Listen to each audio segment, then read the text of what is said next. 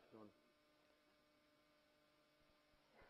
17 years and 3 months ago, September 1993, 18 of us from CII landed up in Singapore and met the then Prime Minister, Mr. Goh Chok Tong, the then Trade and Industry Minister, Mr. Dhanabalan, who is now Chairman of Temasek. And we kept going back every year, more than once a year, in building a relationship with Singapore, because we felt that it was a critical relationship for India. In 1994, 1 year later, Mr. Narasimha Rao gave the Singapore lecture and formally announced the Look East policy of India. So that's a quick history of our relationship, and Mr. Giorgio has been a central figure in that bilateral relationship between Singapore and India. So when we heard that he was visiting Calcutta, going to Shantiniketan yesterday, which he has done, we thought we'd ask him to spend some time with us, speak to us, whatever. He can speak about the world, Asia, ASEAN, India, whatever. And I'm delighted that we have the Singapore High Commissioner here, Mr. Calvin Yu, who has been very kind. He's taken off his tie because he saw I'm not wearing a tie.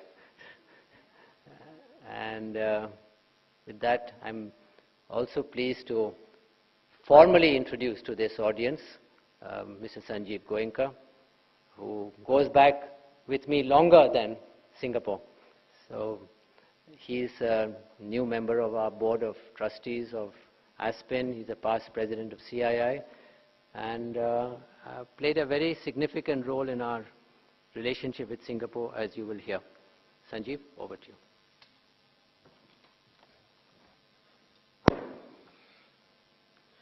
His Excellency Mr. Giorgio, Minister of Foreign Affairs of Singapore,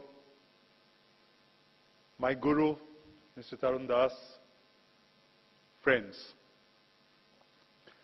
This is a special occasion for me personally. I have recently joined the Board of Trustees of the Aspen Institute India, and this is my first event in that capacity. It's a special privilege that the keynote speaker and guest of honor today is Mr. Giorgio, Minister of Foreign Affairs of Singapore. This takes me back to 1995 and the CII centenary in Calcutta, when the then Prime Minister of Singapore, Mr. Goh Chok Tong, was the guest of honor and spent 3 days here with us. I had the unique distinction of welcoming the Prime Minister in my capacity as Chairman of CII Eastern Region. Truly great memories. Since that time, Singapore and India have come extremely close, in large part due to the vision of Mr. Giorgio, who has worked very hard to integrate India with Southeast Asia and ASEAN. He is the one person who has traveled extensively in India, including rural and backward areas of the country. He is also providing leadership together with Professor Amartya Sen to the revival of the Nalanda International University in Bihar. So, we have a very special world figure as our speaker today. We are going to listen to a man of integrity, of knowledge, and of great understanding. Ladies and gentlemen, Mr. Giorgio, Minister of Foreign Affairs of Singapore.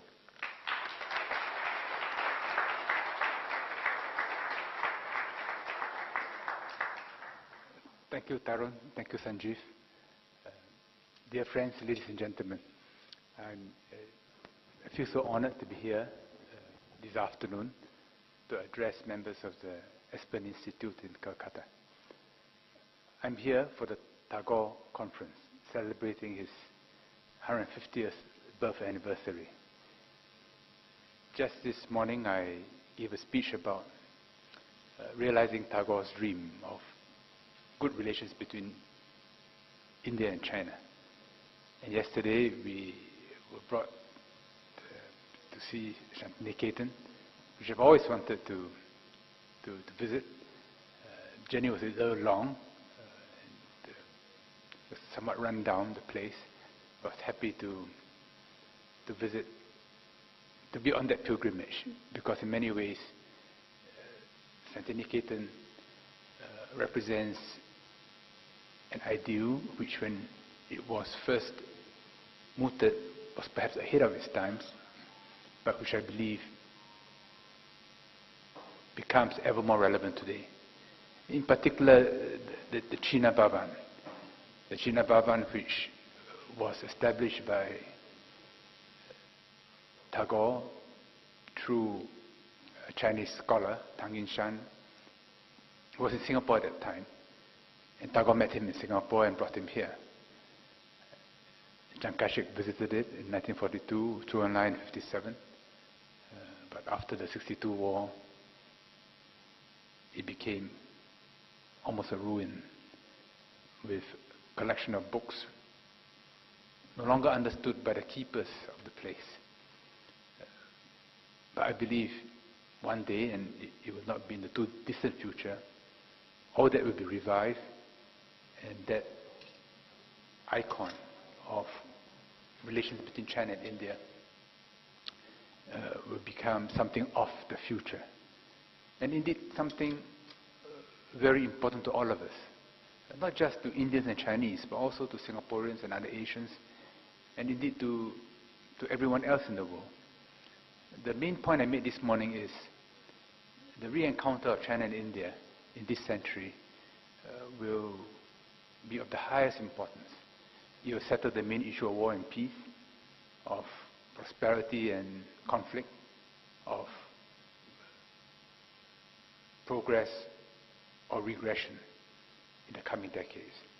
I mean, China and India are both re-emerging, almost with a vengeance on the global stage. Just a matter of time before they again become the first and second biggest economies in the world, just through sheer size of population. And in every field, you are going to find Chinese and Indians playing increasingly important roles. So how China and India interact with each other will affect global politics, global economics, global culture. So it's a very interesting new chapter that we are seeing before us. We are not just observers, we are players, we are stakeholders in that process. And I think you, in your own position, can contribute either positively or negatively to what will unfold. That was the main point I wanted to make this morning. And I thought it had a resonance in the audience because this comes in the wake of recent comments about the rivalry between China and India, Premier Wen's visit, which was a good visit, but reservations expressed in the media. But I believe neither side wants relations to go bad because there's too much involved. And if we look at the larger sweep of things between China and India over the centuries, there's been no conflict. The 62 war was the aberration, a war which left a deep scar here in India, but which on the Chinese side, as Ashish Chakrabarti mentioned in yesterday's Sunday Telegraph article, a war which the Chinese have virtually forgotten and remember at most as a border skirmish. Yes, it's got to be overcome by both sides. I believe it will be because the interests are much bigger and there's so much more benefit to be gained from cooperation. Last year I was in Tibet. I took the new remarkable train from Gormut to Lhasa, most of it above 4,000 meters on permafrost. And from there I traveled by road to Shikatse, and I was told on the way there that that railroad will be extended to Shikatse, which means that it comes quite close to the Natula Pass. And a Chinese official accompanying me said, you know, I hope one day we'll link up to the Indian rail.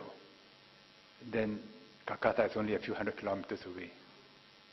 And if you think about it, that whole southwestern part of China is growing rapidly, remarkably. I mean, Tibet in the last 10 years has had 10% growth every year.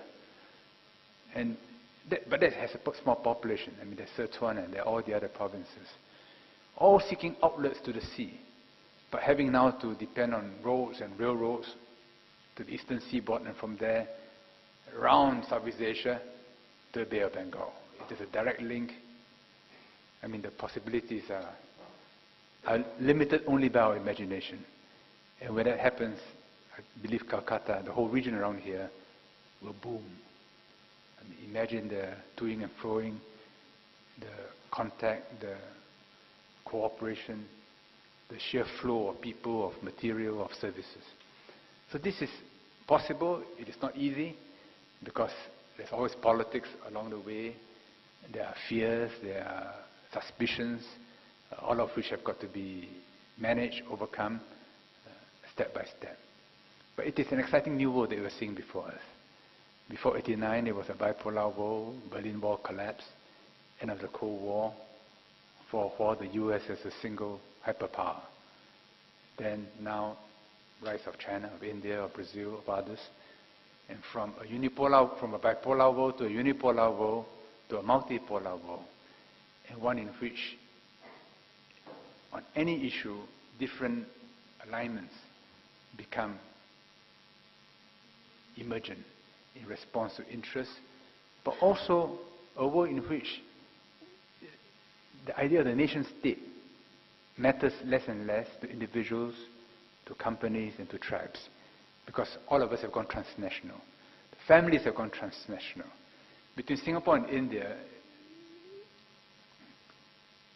it's almost as if Singapore is an extension of India. I was with Chidambaram just a few months ago, and he was talking about India's internationalization. I said, yeah, like Singapore. Then he said, no, Singapore I consider to be a part of India. He said so not in a patronizing way, he said so in the most natural way. Because when he comes to Singapore, he feels at home, just as in many ways Singaporeans who come to India feel at home. And with Bengal, it is a special relationship going back to the East India Company, when from 1819 to 1867, we reported to Calcutta. So we were a daughter city. And this morning when I reflected on the role Bengalis play in the Nalanda project, so I said, oh, in some ways I consider myself, with all other Singaporeans, as honorary Bengalis. Because it was from Bengal that we became what we are today, and through which we receive the laws, the administrative systems, the standards from the Raj.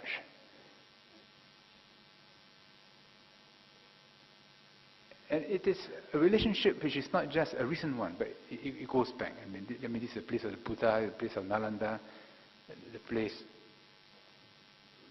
which always had links to Singapore, whether it was Tagore, whether it was Netaji, whether it is the present effort to revive Nalanda. And I believe, looking ahead, the old links, which are organic, will become important again. I just say all this by way of backdrop because I don't really know what your interests are, and I prefer to respond to your questions. Thank you. Thank you very much, Minister, for that. You know, one of the points you made in your remarks said there will be an impact of China and India on global politics, global economics. Then you said global culture. What did you mean by global culture? How do you see China and India impacting on global culture? I think for a long time, because of the Western domination, the way to the future was the Western way.